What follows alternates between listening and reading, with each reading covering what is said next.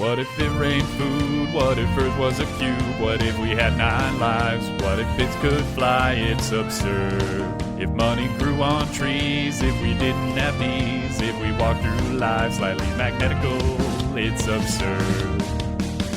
Absurd Hypotheticals. Hello everybody and welcome to Absurd Hypotheticals, the show we overthink dumb questions so you don't have to. I'm your host Marcus Lehner, and I'm joined here today by Chris Yee and Ben Storms. Say hi, guys. Hey, I'm Chris. Hey, I'm Ben. Hey Ben, this is particularly relevant to you, but I'm going to confess up here to a sin that I have done. So, if you didn't know, I run a Dungeons & Dragons campaign with my buddies, of which Ben is a part. Yay, I'm a buddy.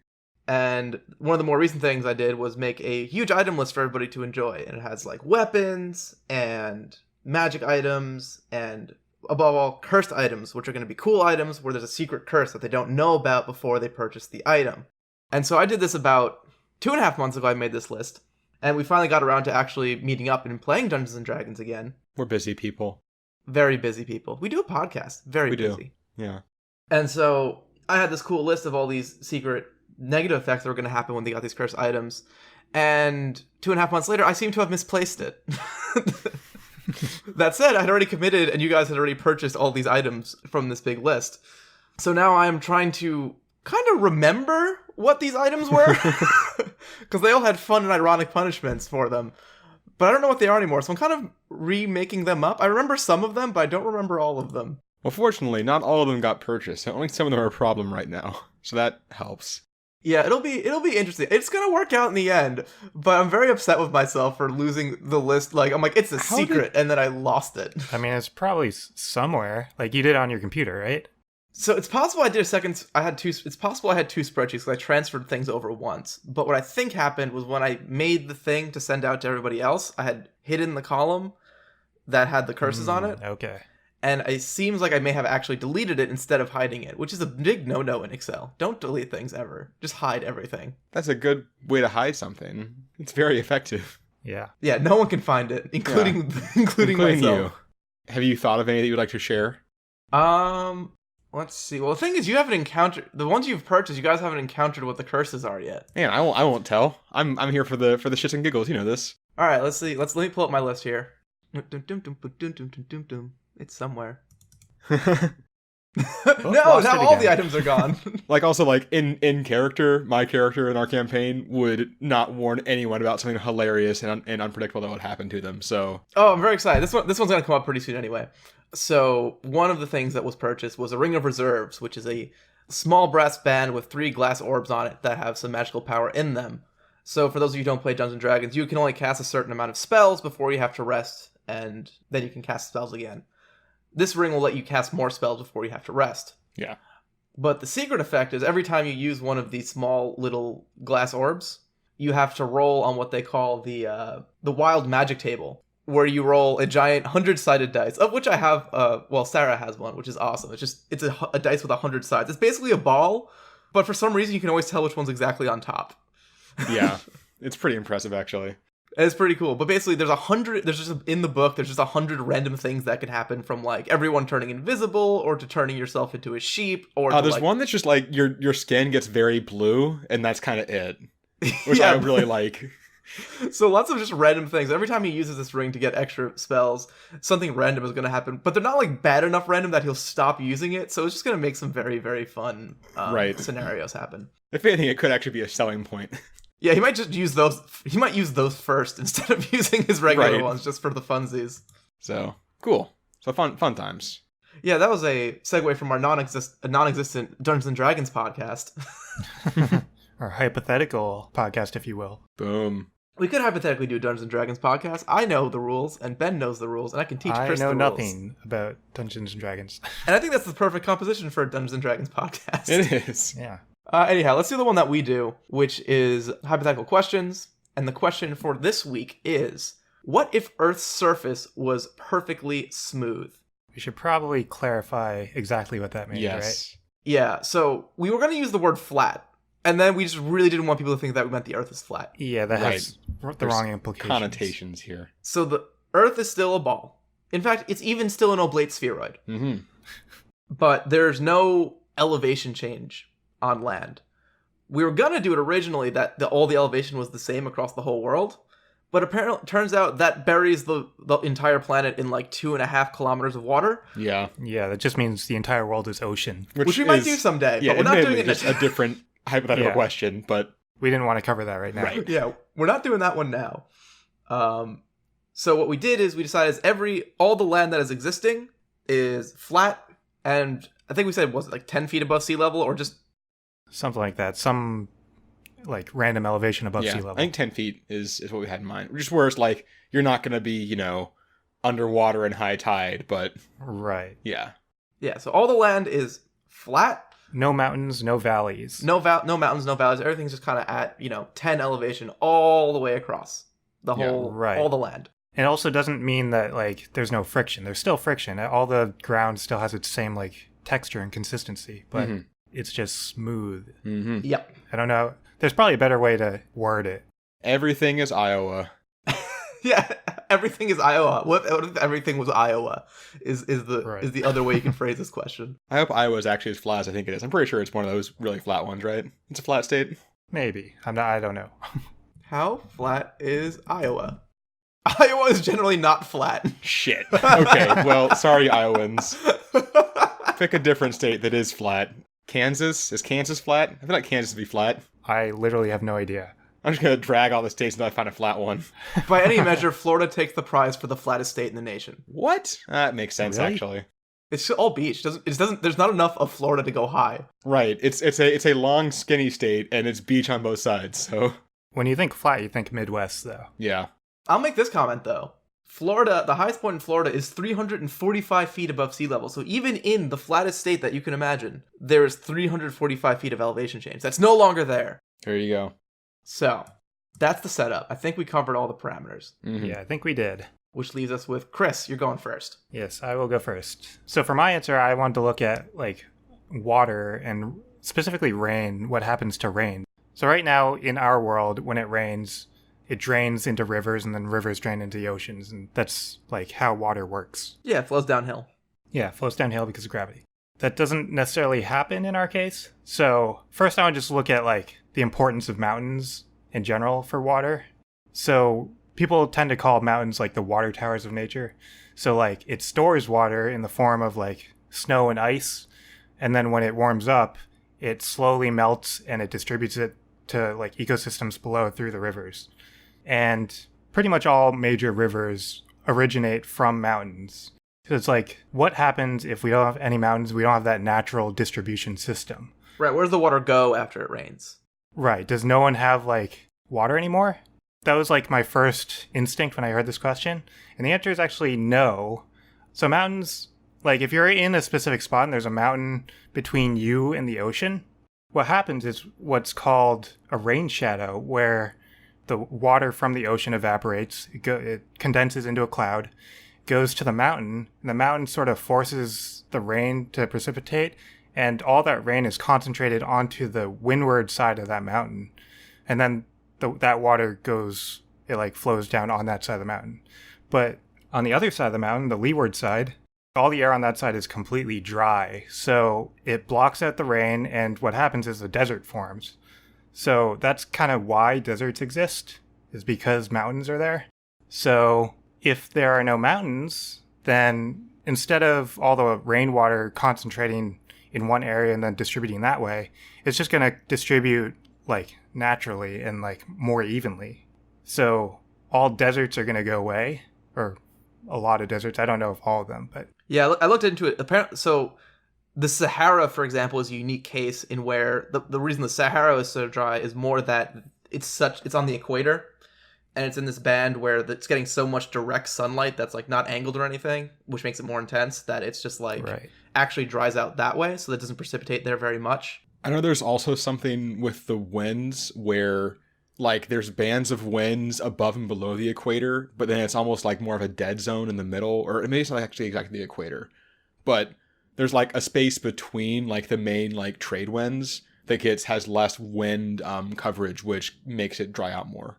or something. I don't remember exactly how it Right. worked. But It's yeah. good that we all researched why the Sahara Desert is there, but none of us Yes. actually came to a real conclusion. Exactly. Yeah. So yeah, there are areas like that exist. So there'll still be deserts, but like in the U.S., It would be very not uniform. near the equator. Yeah, there won't be that many deserts. I actually looked at like a climatology map of the US because I wasn't sure if like the rain would reach the middle of the country as much as the ends, but it does pretty much. Like the US, the only reason why it's dry at all is because of the mountains on the left, but then on the right side and like near towards the middle there is still rain, so it will distribute. So what happens when the rain actually lands and hits the ground? My first instinct was to say that it was just going to stay there because there's no slope, so it's not going to drain into a river or anything. But it's not just going to stay there. It's actually going to, because soil and the ground, they're all permeable. So the water is going to get absorbed into the ground. And then underneath the ground, there are actually like pressure differences based on the types of soil, because the soil isn't really uniform. So there's a flow underground, and that's how it can like even out and get to where it needs to go. Oh, interesting. So there are different classifications of soil, I guess, underneath. They range based on the permeability of the soil. So it goes from aquifers, which are highly permeable. Then there are aquatards, which are partly permeable, like sandy clay was the example they gave.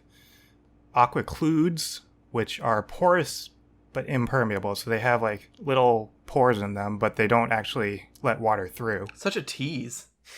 Yeah, I know. It's like my pores are open. Just kidding. Blocked. Yeah, so the water basically just gets trapped in the pores and it doesn't go through. And then there are aquefuges, which are non-porous and not permeable. And the example they gave for that was granite. So there are actually cases underwater where like there can be a slab of granite just in the middle of the ground, and it holds the water in like that spot, and that's like its own contained aquifer. So I wanted to look specifically at granite because there are a lot of places on the world where like granite is above ground, and if water doesn't get absorbed into that, I want to be like, what happens if it rains on that area, because it's perfectly level.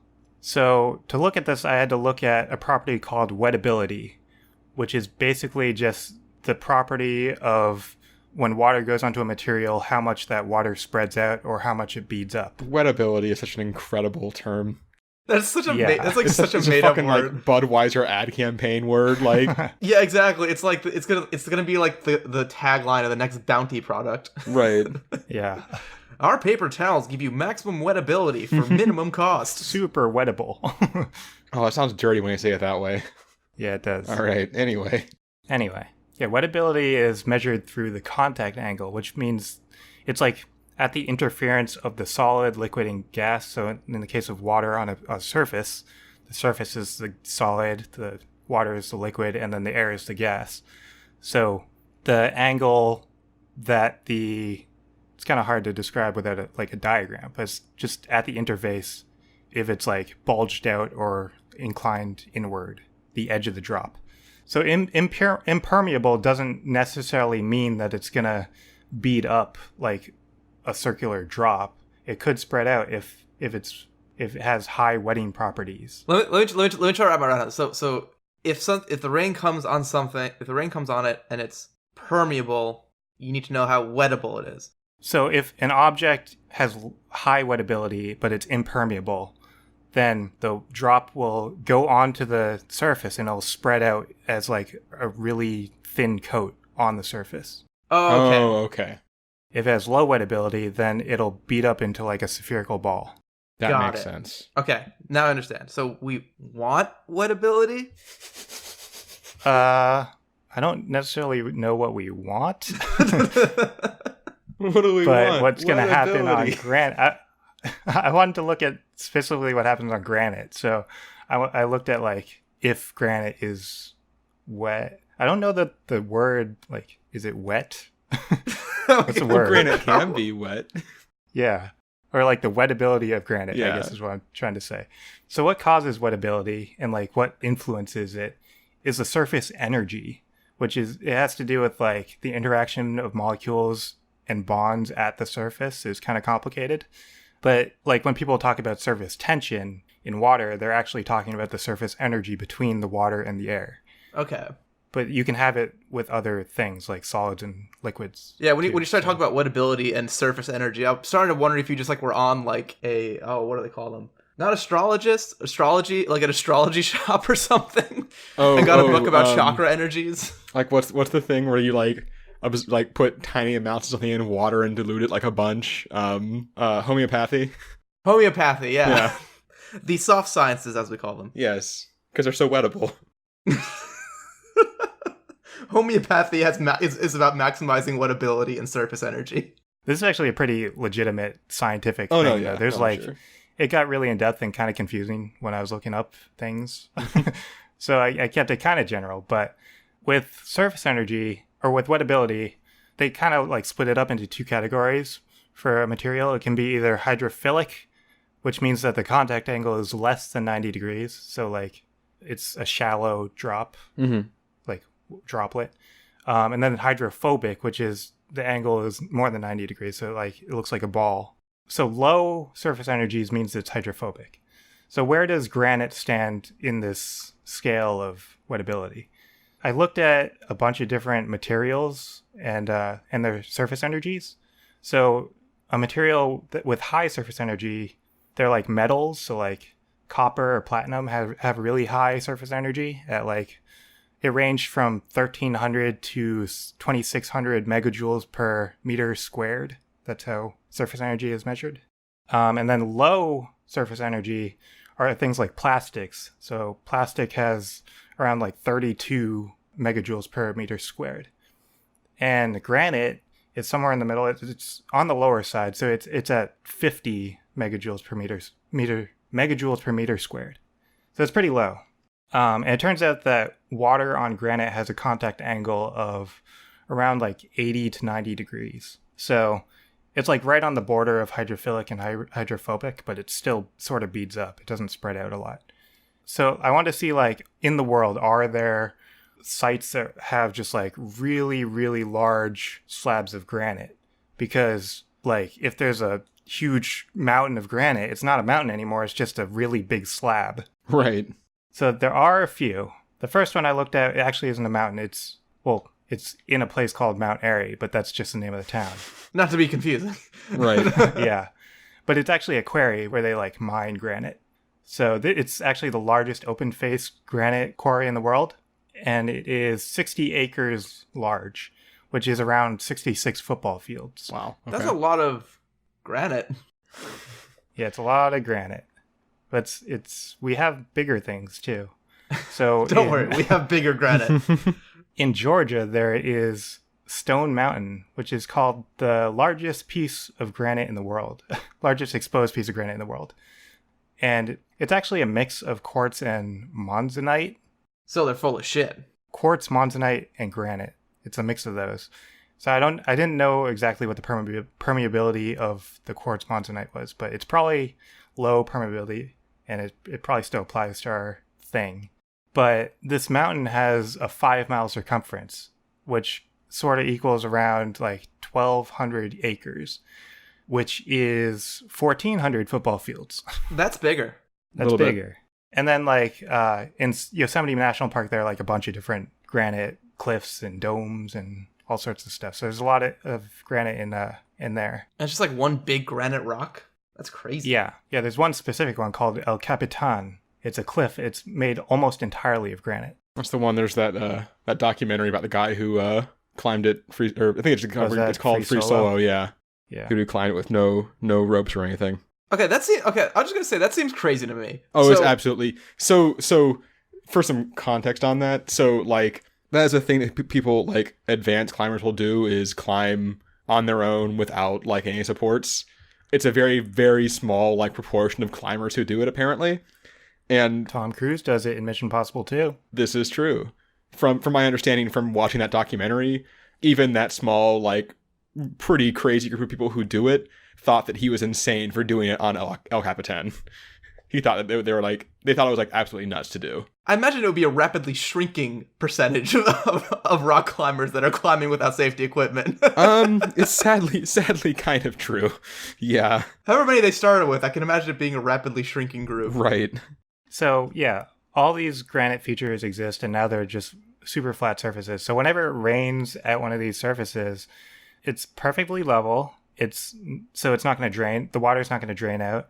The surface is impermeable, so it's not going to soak through. And water is actually cohesive, which means that like water is attracted to other water. So all the little droplets are going to be attracted to each other. And it has a contact angle of 80 to 90 degrees. So when they form into one blob, it's just going to be a giant orb, giant water orb that's going to have like a 90-degree side to it. And that's what's going to happen. Because like on the mountain, there's like nothing else. It's just granite. It has nowhere to go. Right. So it's just going to form into one thing. Okay. So that was kind of the end point of my research. I was just like, okay, just random places, there's going to be giant orbs of water, I guess. There's got to be some physical concept that makes it not a giant globe of water that sits on top of a rock, right? There's a matter of scales. There might be like cracks in the granite, which it might be able to like drain through, I guess. I think if you put water on a bunch of water on a granite slab, it doesn't make an infinitely tall 90-degree wall. Well, no, but it'll be like a hemisphere the entire time. It'll be growing up and out as it grows. Yeah, it'll be a drop scaled up. It's like a giant drop of water. Yeah, we don't have that anywhere in our world right now because we don't have like granite that big. Gravity's gotta overcome the surface tension pretty quickly, right? Is that the thing that's missing? I don't know. No, the angle stays the same no matter what. Marcus's refusal to believe this possibility is amazing. I just can't see a giant water bomb. I mean, maybe I'm missing something. Maybe I'm wrong, but that was what I think is going to happen. All right. I'm not an expert in water, though. Ben, tell me how you're wrong. I mean, that's what I strive to do on this podcast every week of my life, so... So I decided to look at transportation, because obviously we have some new options available to us, and some changes to our current options with this very, very smooth Earth of ours. So first off, I want to talk about cars, because there's actually going to be more of an impact on cars than I kind of expected. Initially, I didn't think there would really be any change, because like it's a car. Like I didn't really see how anything was going to be different. But then I started doing some researching, and I found this actually weirdly contentious discussion on like forums about cars, about what happens to cars when you drive them at higher altitudes. Because there are, as far as I can tell, relatively equal numbers of people who think that it's less efficient and who think that it's more efficient. With, of course, you think you'd be able... You should be able to test this, right? Well, so the problem is, everyone has anecdotal evidence about whichever side they believe in, but there's always, 80,000 mitigating factors. No, you could just get a track... someone build a track and we'll get there. We will get there. But, so basically, on, the car forms, it's less efficient argument is... Or I guess, we'll do the it's more efficient argument is that the air is thinner, so you have less air resistance. So the way an engine works, you're basically, injecting fuel into air at a certain ratio in order to maintain this, this balance in the engine that it needs to run correctly. And their argument is that because the air is thinner, in addition to the air resistance thing, you need less fuel per cycle in order for it to work correctly. The less efficient argument is that you're going to have a less powerful engine when this is happening because there's less fuel involved. And so you'll have to, even though, on a per stroke basis, which sounds fucking weird to say, you're more efficient, you're going to have to, throttle up more in order to counteract that loss there. So it's weirdly contentious. So I thought, okay, I have to find some other, source on this. Which is why I found a scientific paper called Impact of Altitude on the Fuel Consumption of a Gasoline Passenger Car by... Time to put your name, my other long-running, portion of this podcast. Efthymios Zervis. That's a cool name. Efthymios Zervis. I'm going to go with that. who... How do you spell that last name? Zervas. The first name is Efthimios. I don't get it. If there is a study, why is it so contentious? Well, we'll get to that. Okay. Well, for one thing, to be fair, I don't think that people on card forums are the people who will look up like scientific research on things like this. But basically, yeah, this is a paper out of the Democritus University of Thrace in Greece. Basically, they took a car and ran it on 3 different like scientifically accepted driving cycles, 1 in Europe and then 2 in North America. And then basically measured the CO2 production, which is going to be it's going to be, linked to the fuel usage. So all 3 of these cycles they did had a 70 meter like elevation and a 2200 meter elevation. And what's interesting is that in 2 of them, they found that it was more efficient at high altitude and less efficient at low altitude. And then in 1, they found the opposite. By like a lot? It wasn't a huge amount. It was like a mid-single digits amount in each case. So it wasn't a huge impact, any of them. But significant. But like it was, 5% yeah, is exactly. It was definitely a significant amount, but it was interesting that you had like, in one of them it was like a 6.2% difference and like 6.2% higher at high altitude. And then the others, it was like 3-ish% lower at higher altitude. So it was strange. So basically, there could be an impact. Even science doesn't know. Is this like the worst version of NASCAR, where people just run the thing around a track for the same amount of time? Right, and yeah. then just measure the efficiency at the end? So, regardless, whether or not the engine is actually more efficient, I think it's safe to say that we would actually have overall higher fuel efficiency, because you have fewer efficiency gains from going down a hill than you do have efficiency loss from going up a hill. So, if the world is flat, cars will be more efficient overall just because you don't ever have to go uphill. So, regardless of the actual, like, the way the engine works, there would be an increase in efficiency in cars, which is cool. That's good. Go reducing global warming, whatever. I just super want to be on this, like, high ground, low ground, like, competitive circuit. Or, like I want to get on these forums. I read a lot of them, and they were weird.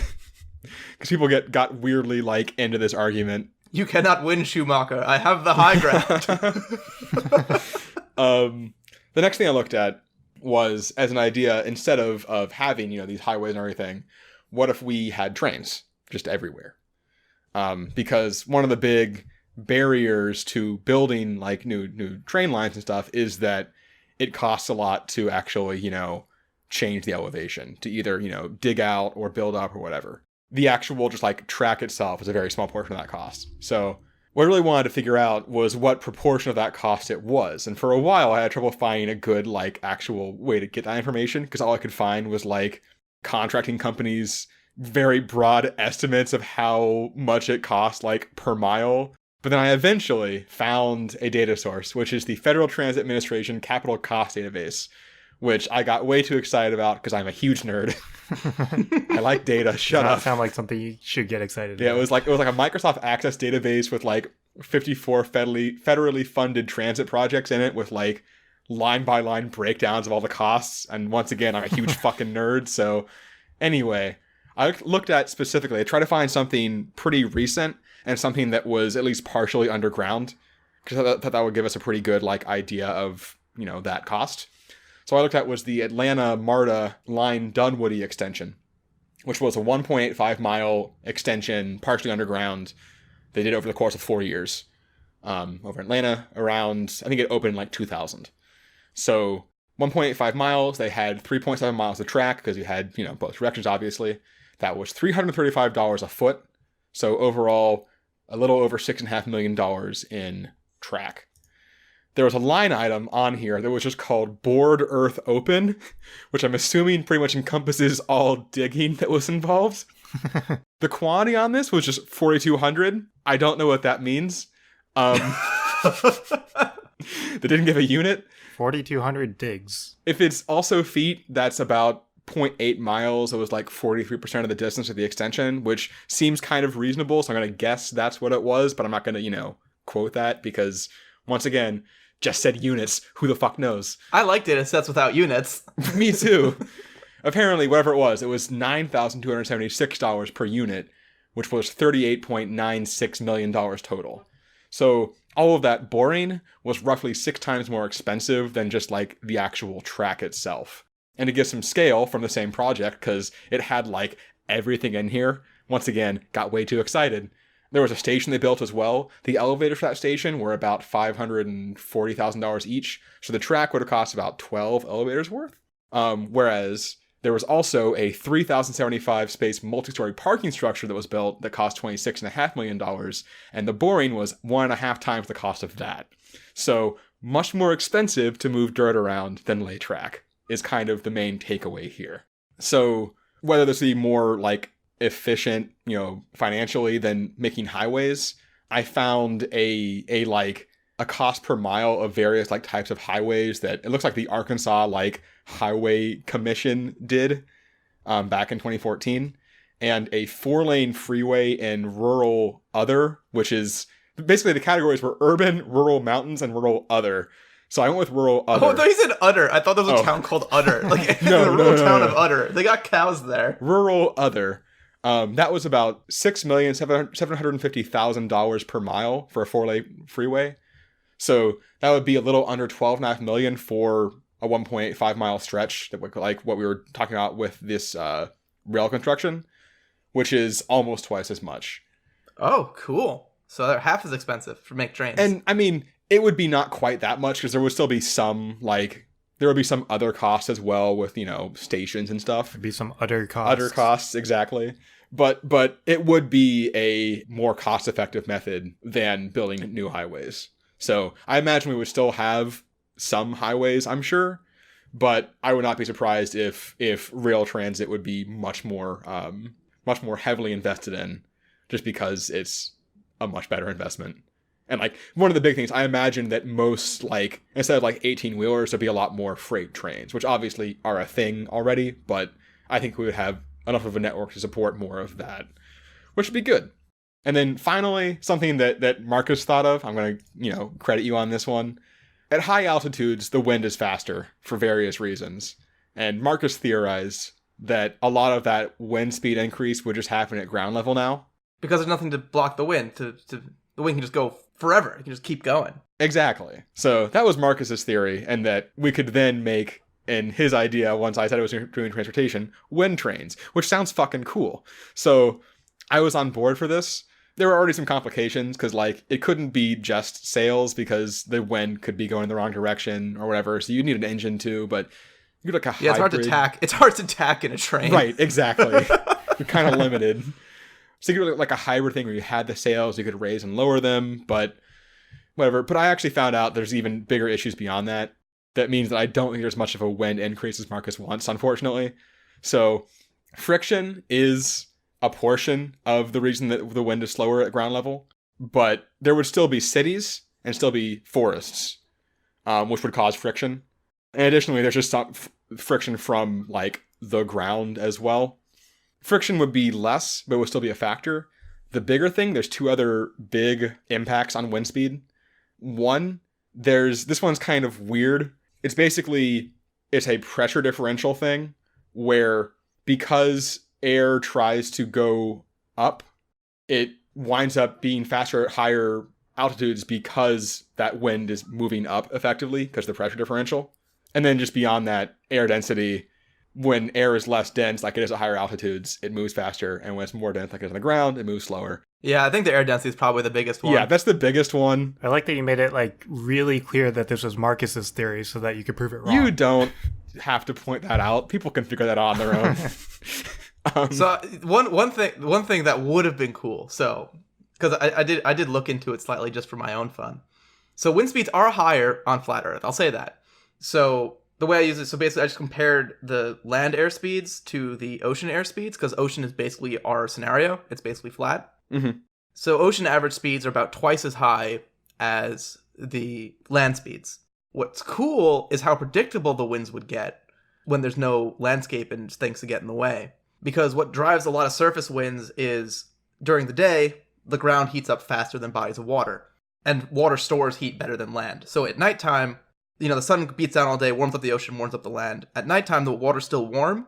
So there's warm water that's, over the ocean. that's going to blow towards the cooler land. And vice versa, when the land is hot during the day because it heats up faster, it's going to push the winds back to the ocean. And that you actually have that pretty consistent, that's why you always feel that breeze coming in from the ocean when you're at the beach, and vice versa. Unless I said it backwards before. Whichever way I want, it's very consistent because of the heat differential. The one I mean is correct. This property is consistent. You are not. Right. The property is consistent. Marcus, the human being on this podcast, is inconsistent. But because there's no other landscape features to get in the way, that would be very consistent near bodies of water. So you could actually, if you had sail trains, you could do like days. In the morning it goes one way, and in the evenings it goes the other way, fairly consistently, which would be cool.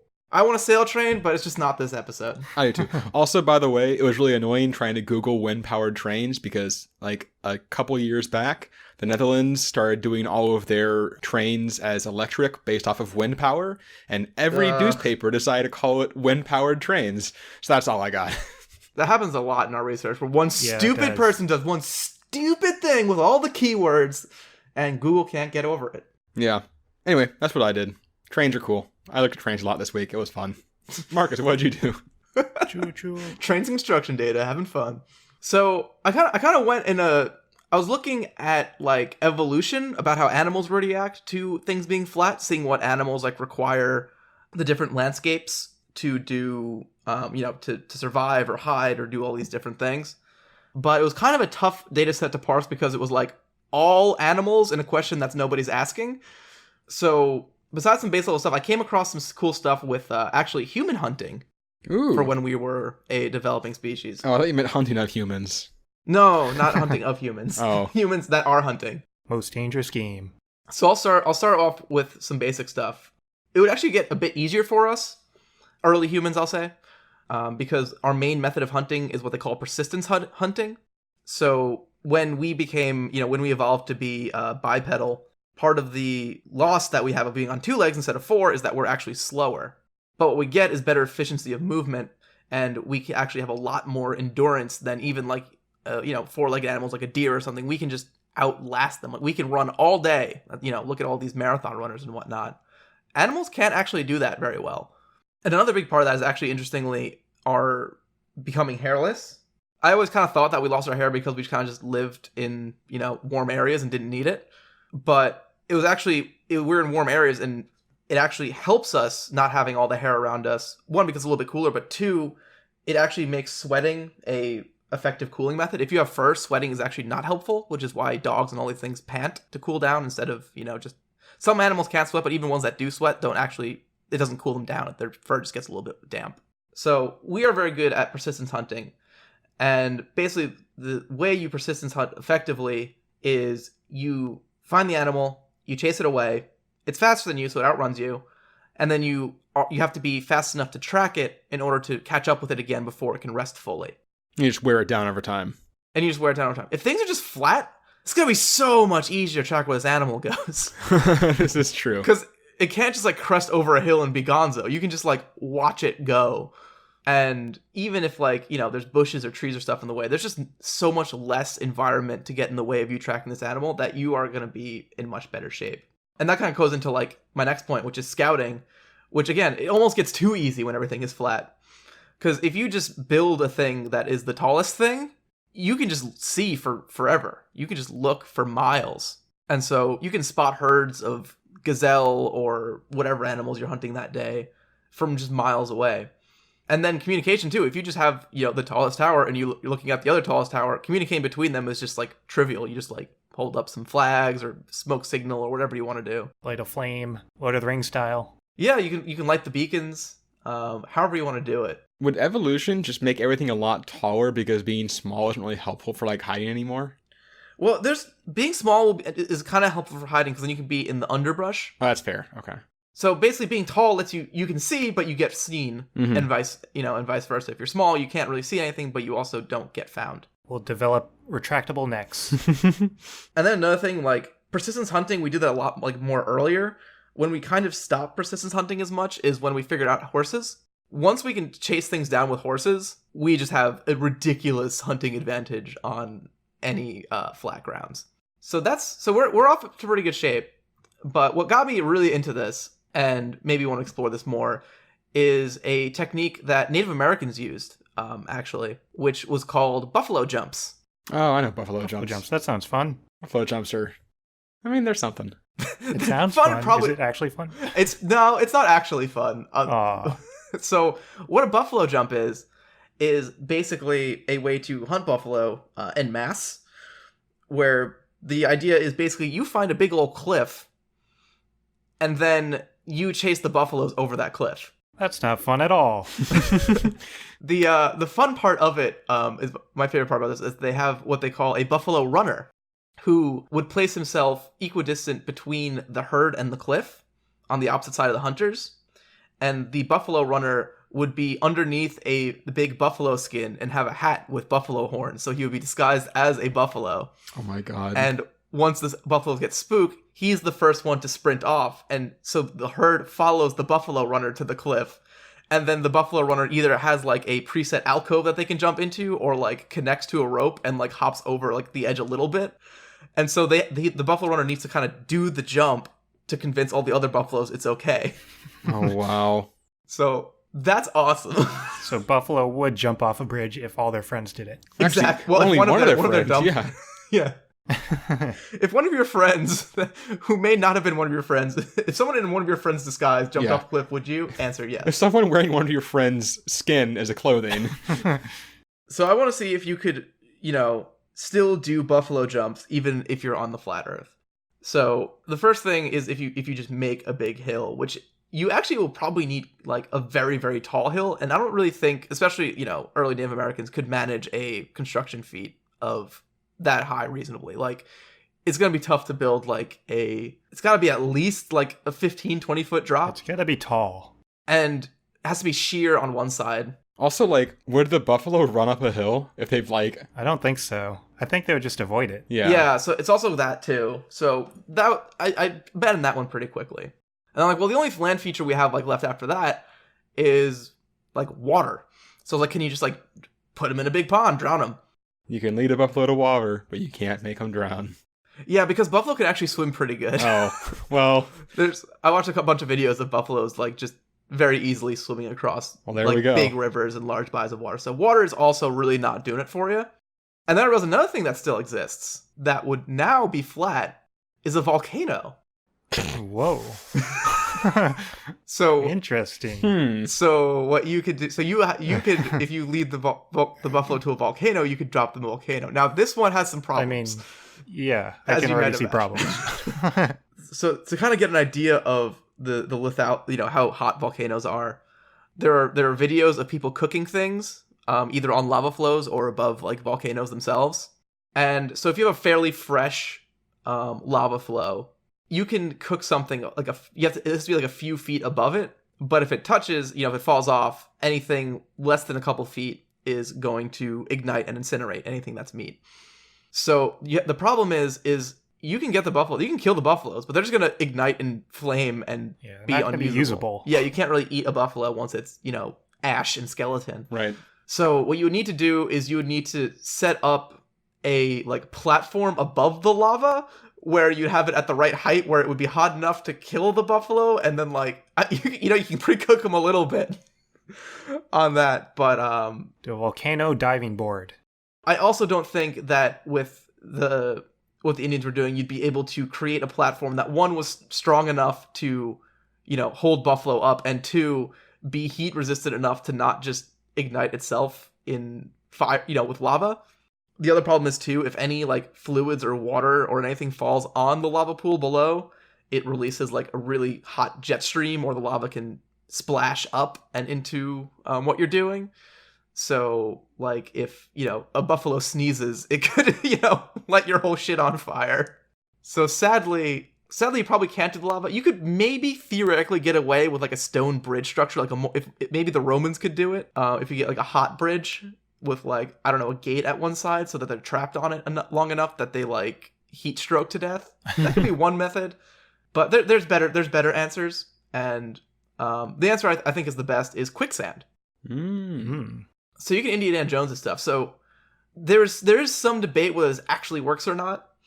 You don't actually sink in quicksand very much. So basically, it's one of those Newtonian fluids where if you move swiftly on it, it acts more like if you hit it, it like acts more like a little bit more like a solid. But if you interact with it slowly, it's more liquidy. So things like bounce off of the surface if they hit it, but if you like place it on it, it'll sink. Mhm. Right, and almost directly counterintuitively to that, if you land in quicksand and you move around a bunch, you sink more. So like if you just go in quicksand and don't move, you basically sink to like about waist deep, and then that's where your buoyancy evens out, so you won't actually sink all the way down in quicksand. And you can actually, what they recommend you do, and safety tip from Absurd Hypotheticals, if you are in quicksand, first off, like don't stop panicking first, and then try to like end up in, I forget what they called the position, but you basically want to end up on your back. You want to distribute your weight as evenly as you can and lie on your back. Like floating in water. Like floating in water. You want to make yourself as buoyant as possible. But you do sink a decent amount, and you can get caught in the quicksand, like especially if you panic at first, you can get caught and not be able to get yourself out for a period of time, which isn't immediately fatal, but if you have some hunters with spears around, would be enough to get the buffalo, which I imagine are panicking enough to get themselves pretty stuck. Right. So then I was like, okay, so you can do it with quicksand, so you can find some quicksand and do it that way. But what if there's no quicksand around? Can you just make quicksand by putting water and sand together? Answer, kind of, sort of, no. Quicksand is just sand and water, but the sand has to be like smooth sand of like a very even distribution, which you'd find along like a beach, but you wouldn't find out like in the where the buffalo live. So you need a specific type of sand that's not super common outside of like coastal areas. But the thing that you can use to mimic the properties of quicksand, and which is a fun thing to do at home, is you can just mix water and cornstarch. And they had corn is being grown. You can get cornstarch. They had it at that time in history. So you could create a pool of water and cornstarch and build a buffalo swim, I guess, instead of a buffalo jump. And you can build a buffalo swim wherever you'd like. That's what slime is, right? Mostly, yeah. And there's some cool videos too of people filling swimming pools with it, because cornstarch is a lot more if you impact it fast, it solidifies. So you can sprint across it, but you can't walk across it. Right. Yeah, there are a lot of videos of people running across it. And then the last thing I was looking at, which wasn't a big issue, is, well, you're chasing this herd of buffalo. You're trying to herd them towards one spot. How are you going to get your buffalo to like hit this little pit that you made? And I found a cool technique in Israel. They use it in Israel and Egypt for hunting. I forget exactly what type of gazelle or something is, but in the deserts, they use what they call desert kites, which is basically you just build two walls in a funnel shape for like, however much distance you can, the bigger the better. And then it funnels into a single point, which they use as their killing zone, but in our case would be our cornstarch pit. So that's basically what I got for what humans would do. They would build a cornstarch pit and funnel buffalo into it. How would you get the buffalo out? Well, the nice thing about quicksand is that it is ultimately buoyant, so they would actually float. So after it dies and stops moving, it'll be like half submerged. It'll be like a pain to drag it, but you can just wade in there and throw a rope around it and pull it out. Or I guess you could build a bridge above it. Yeah, I imagine that's what the runner would do, a thin like footbridge like across the pit. That be too small for buffalo, but enough for your crazy buffalo runner. Who the fuck would sign up for this? I don't know. It's probably not very optional for whoever's doing it. This is also probably true. So I did at the end of the day go back to animals and look at what animals would win and lose out at on these hunting grounds. Animals fare less good because they're not usually persistence hunters. Wolves are probably the closest, but generally wolves try to be more opportunistic, so they'll follow their prey. They'll kind of like stalk it a bit, and then they'll wait for the terrain to be advantageous to them, which is not going to happen very often for these wolves because they'll get outrun on a smooth terrain. But the thing going for wolves is that they also are on the lookout for weak members of the herd. So if one of the members is just like generally sick or slower or, less good, has 3 legs or something, the wolves will go after that one. Lions, on the other hand, are going to have a much tougher time. Did you know lions are actually pretty shitty hunters? I actually did know this. They're not great at it, right? They're like, yeah, their success rate is like something like 20% of like the times they try to kill something. Like the ones they actually go for is like a 20% success rate. So if a lion comes and attacks something, it's like an 80% chance it fails. Definitely sounded like you said 20% sex rate there. 20% sex rate, yeah. Hey. They have a bad hit rate on Tinder too. But just a few fun facts. I'm just gonna leave this as fun facts for lions. So they're much more of a stalk and ambush predator. They rely on being pretty much undetected until they're very close, like about like less than 100 feet away, before charging straight at their prey. At which point, they rarely alter their trajectory of their charge, and if they miss, they basically just give up. So they just run straight line once at their prey, no adjustment, and if they fuck up, they just like walk away and like, well, screw that. That's amazing. And then also in this, I need to be very close to even like start my charge. They have never learned how to factor in wind while hunting, so they very often will stand upwind of their prey. So all these animals, that have been evolving for millions of years to smell predators coming at them. Yeah, it smells like lion. They have not factored that into their hunting scheme. So sneaking up to within 100 feet with no natural barriers like hills or alcoves or ditches or anything is going to be a lot tougher for the poor lion. I mean, aren't they already in pretty flat territory? That's not completely flat, but like... Yeah, so tall grass is the main thing that they have going for them. Right. But, I mean, it doesn't get better for them in a flat earth. Right. Right, that's true. So that's what I got. Make a buffalo swim, and lions are fucked. And I think with that, we'll move on to our Would You Rather section. All right, guys, you ready for a Would You Rather? Mm-hmm. I am. Hit me with it. Would you rather number 885 out of 3,000? Would you rather have a nosebleed that won't stop or live in a room that won't stop spinning? Are you gonna bleed out? Yeah, that was my next question. Because that gets a lot That's easier. a thing. Yeah. Can you... You can definitely bleed out from a never-ending nosebleed. Would you bleed out? I mean, there is a limited amount of blood in your body, and if it's Yeah. leaving your body, eventually there will not be blood in there, which is bad for your body. So spins. Room that spins. Room that That's spins my in that answer. case. Okay, let's say that your body. Let's assume that you don't bleed. Yeah, out. your body is replenishing. It's only the inconvenience of having blood everywhere. Yeah, and like maybe you get a little bit lightheaded, but not like. Yeah. If you have like something plugging up your nose, like a tissue or something, I assume it's gonna soak through and it's still gonna like drip. Like you can't completely block it. I guess you can. You can switch tissues.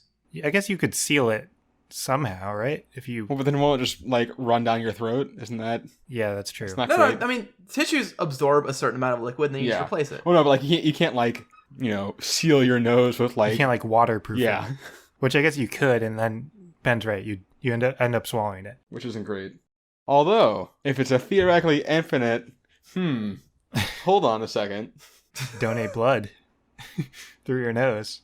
If you swallow your own blood, is that Nutritional? Nutritional? No. No. Pretty sure that's bad for okay? you. No, that's what it's I like- thought, but It's not a good thing. I'm just wondering.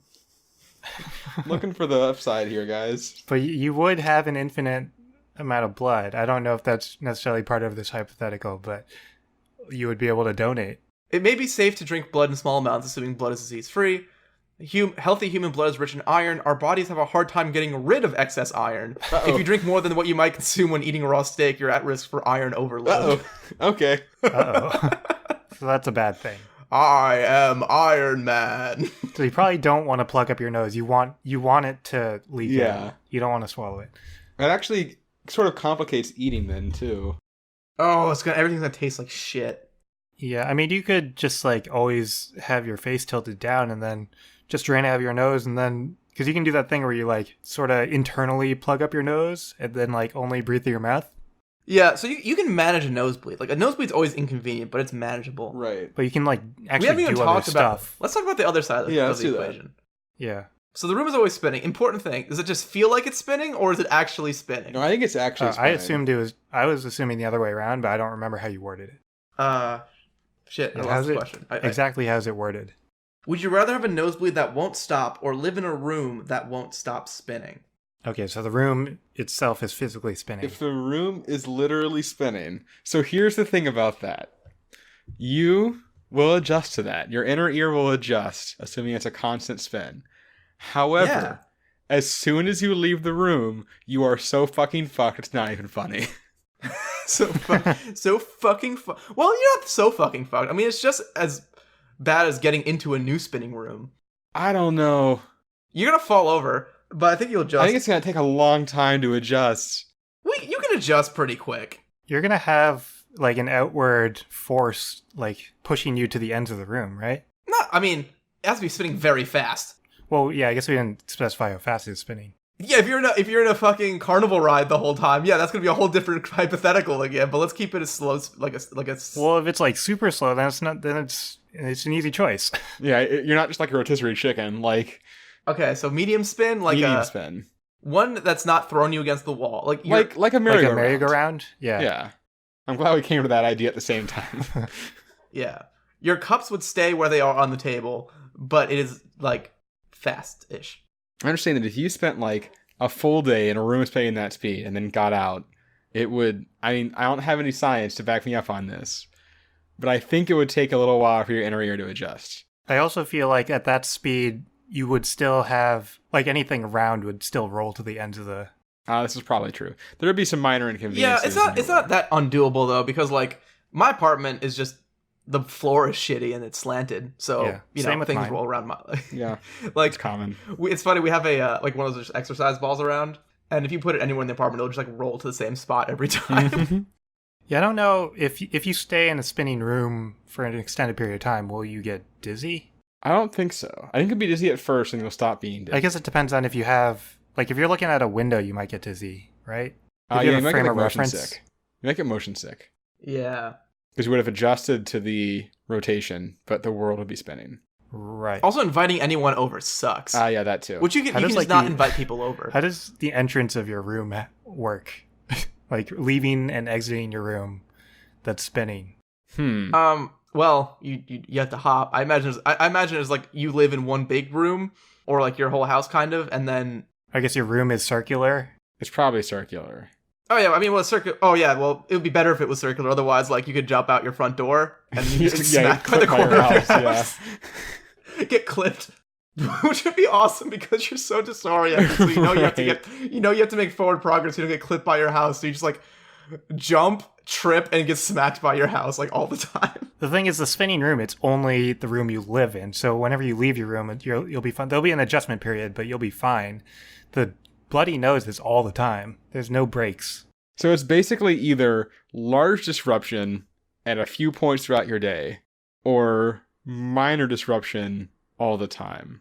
I have to go to spinning room. Yeah, I think I think so, too. Just think about, like, it's just a lot of, just like the tissue costs, like, it's going to be bad. Yeah, and people are going to be grossed out by you. Right? Like, how do you explain that? It's like, oh no, don't worry, it always does this. Like, that's not comforting. Would you spend a night in a room that was like the carnival thing that accelerates you onto the wall? Imagine it very tall and wide, like a very big circle, and there's enough spin that you can kind of like walk around the inner radius of it. So basically, it's like the ISS. Yeah, it's the ISS, but here. So question, am I getting paid for this? You are paying for the experience. Okay, I probably wouldn't pay to do it. What if it was free? Free, I would consider it, but probably not do it. Like if it was just like in my backyard, I'm like, Ben, hey, they just installed this cool thing at my apartment here. It's 5 minutes away, and you can stay in this cool spin room. Committing to a night is a long time. I think it's the problem I keep Oh my, hitting. this is just because you're too flaky, Ben. This has nothing to do with hypothetical anymore. I mean, if it's just a one-time thing, then I would do it. Yeah, I'd be I would down to try that. I would do it for like 20 minutes. I don't know if I do it for a full night. I'd go for the night. I'd go for it. Commit. If you're gonna do it, commit. Yeah, if there's no in-between, and it's only the full night or not at all, I'd probably do it. I'd probably do it for the story. Peer pressure, yay. Yeah. Yay! Speaking of peer pressure, no in between, you guys absolutely need to, no choice, give us 5 stars, the maximum amount, no in betweens, 5-star review for this podcast. iTunes, Google Play, Stitcher, your whatever podcasting, other things we show up on. That is the number one way to help the show grow, make it a real show that shows up on search engines and things. And if more people listen to it, we get to do more cool stuff with it, and you get better content. So please, please, please leave us a review. Your support is much, much appreciated. And with that, we will join you next week with the following question. What if all lead turned to gold?